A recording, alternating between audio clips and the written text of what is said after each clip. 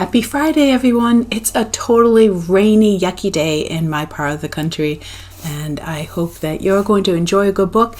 This one might be the one for you. It is Throne of Glass by Maas, and it is fantastic. That's all I'm going to start off with. It's just take my word for it, but also it won the Kirkus Review's Best Teen Book of 2012 and Amazon Best Book of 2012. The entire series became super popular and won more awards and was New York Times bestseller. Anyways, I have a super quick chapter 1 to throw your way.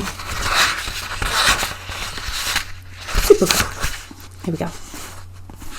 After a year of slavery in the salt mines of Endovier, Celaena Sardothien was accustomed to being escorted everywhere in shackles, and at sword point.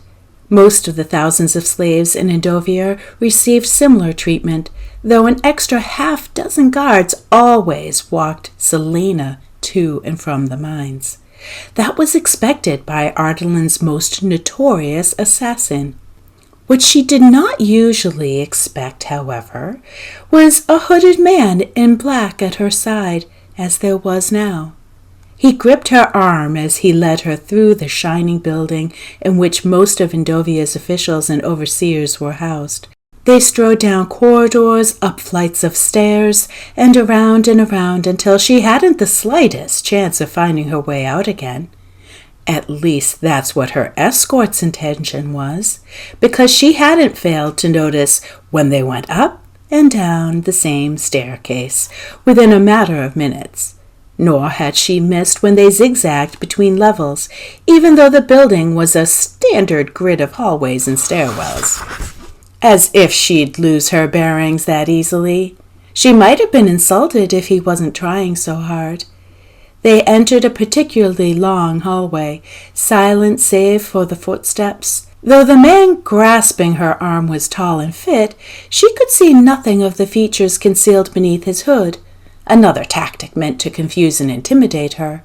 The black clothes were probably a part of it, too. His head shifted in her direction, and Celaena flashed him a grin.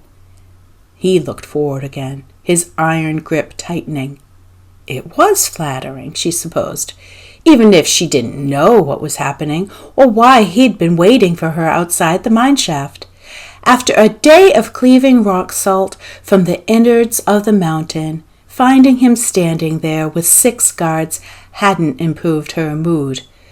But her ears had pricked when he introduced himself to her overseer as Caol Westfall, the captain of the Royal Guard. And suddenly the sky loomed, the mountains pushed from behind, and even the earth swelled toward her knees. She hadn't tasted fear in a while, hadn't let herself taste fear. When she awoke every morning, she repeated the same words, "I will not be afraid." For a year, those words had meant the difference between breaking and bending. They had kept her from shattering in the darkness of the mines. Not that she'd let the captain know any of that. Celaena examined the gloved hand holding her arm. The dark leather almost matched the dirt on her skin. She adjusted her torn and filthy tunic with her free hand and held in her sigh.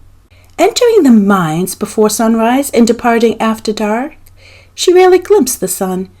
She was frightfully pale beneath the dirt.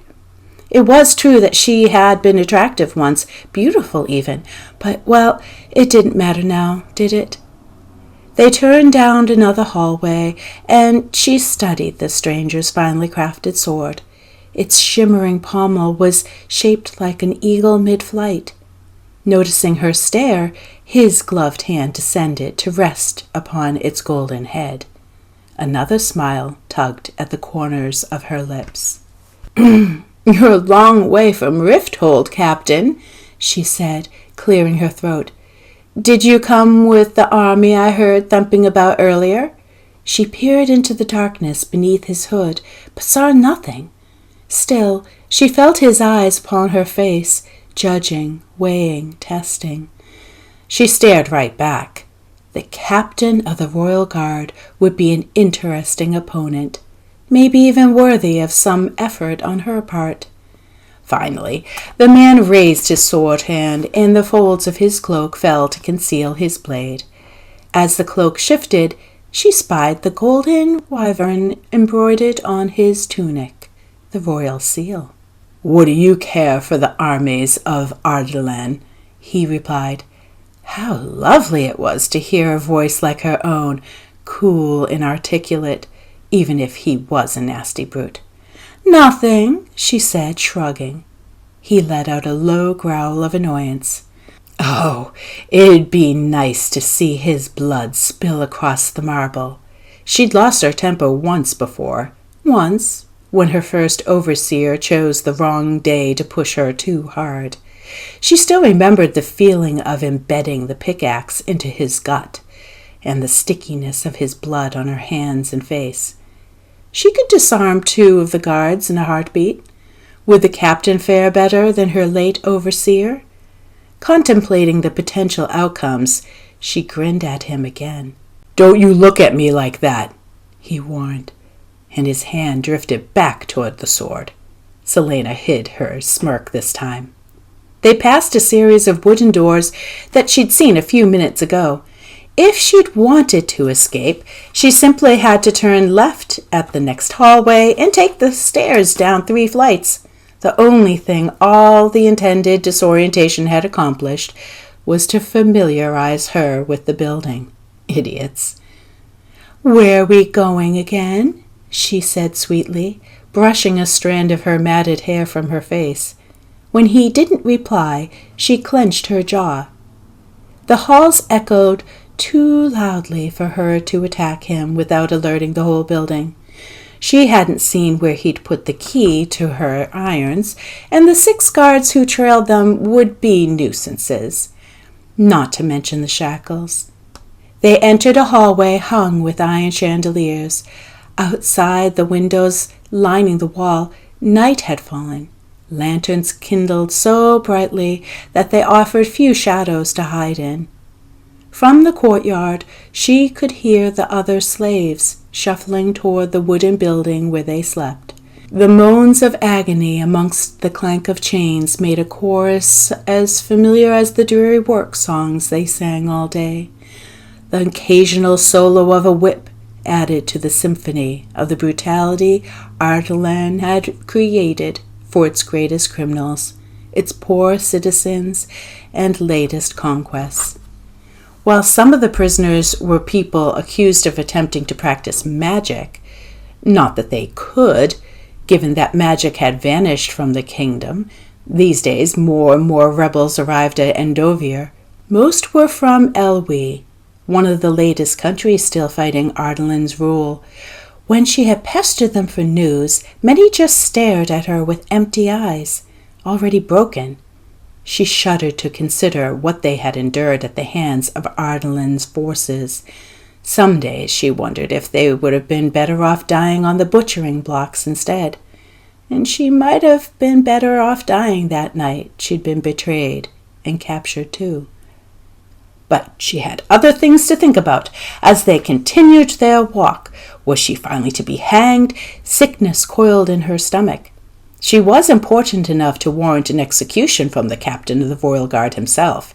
But why bring her inside this building first?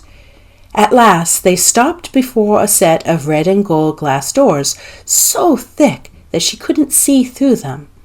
Captain Westfall jerked his chin at the 2 guards standing on either sides of the doors, and they stomped their spears in greeting. The captain's grip tightened until it hurt. He yanked Celaena closer. But her feet seemed to be made of lead, and she pulled against him. "You'd rather stay in the mines?" he said, sounding faintly amused. "Perhaps if I were told what this was about, I wouldn't feel so inclined to resist." "You'll find out soon enough." Her palms became sweaty. Yes, she was going to die. It had come at last. The doors groaned open to reveal a throne room. A glass chandelier shaped like a grapevine occupied most of the ceiling, spitting seeds of diamond fire onto the windows along the far side of the room. Compared to the bleakness outside those windows, the opulence felt like a slap to the face, a reminder of how much they had profited from her labor. "In here," the captain of the guard growled, and shoved her with his free hand, finally releasing her. Celaena stumbled, her calloused feet slipping on the smooth floor as she straightened herself up. She looked back to see another 6 guards appear. 14 guards plus the captain. The gold royal emblem embroidered on the breast of black uniforms. These were the members of the royal family's personal guard, ruthless, lightning-swift soldiers trained from birth to protect and kill. She swallowed tightly.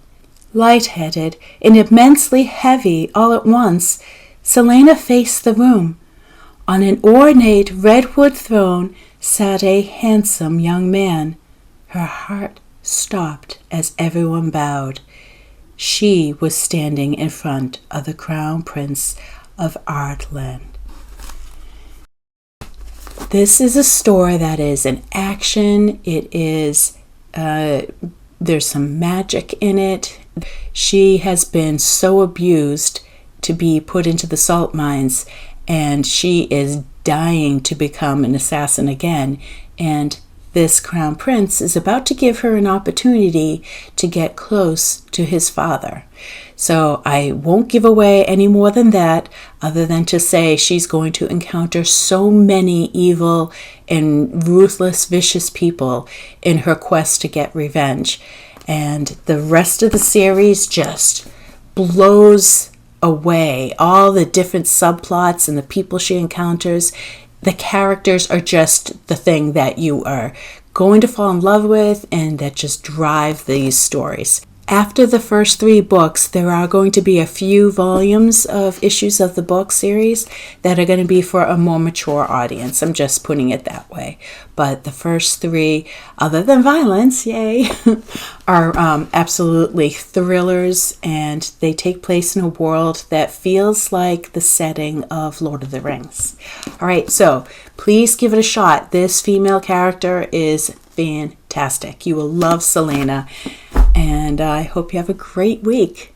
Take care.